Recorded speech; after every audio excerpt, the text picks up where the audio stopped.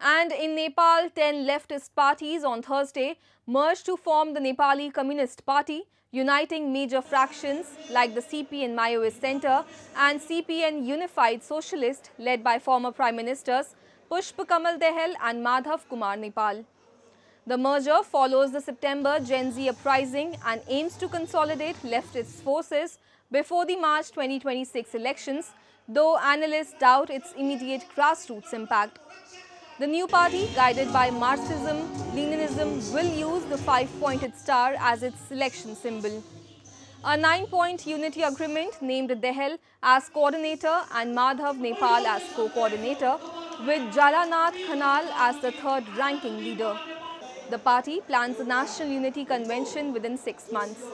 Leaders vow to correct past mistakes, defend the constitution and rebuild public trust. However, some leaders including Janardhan Sharma and Ramkumari Jhakri opted out. Nepali communist आन्दोलनको इतिहासमा कहिल्यै नबिर्सिने दिन हुनेछ किनकि एकैसाथ 10 वटा communist घटकको एकता भएको इतिहास सम्भवतः नेपालमा छैन।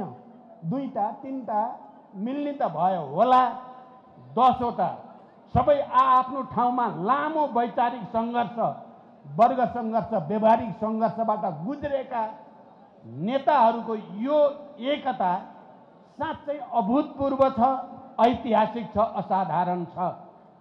सम्माननीय प्रधानमन्त्री सुशीला कार्कीज्यूलाई म यही मञ्चबाट भन्न चाहन्छु, तपाईँ दृढताका साथ संविधानको रक्षा गर्दै अगाडि बढ्नुहोस्।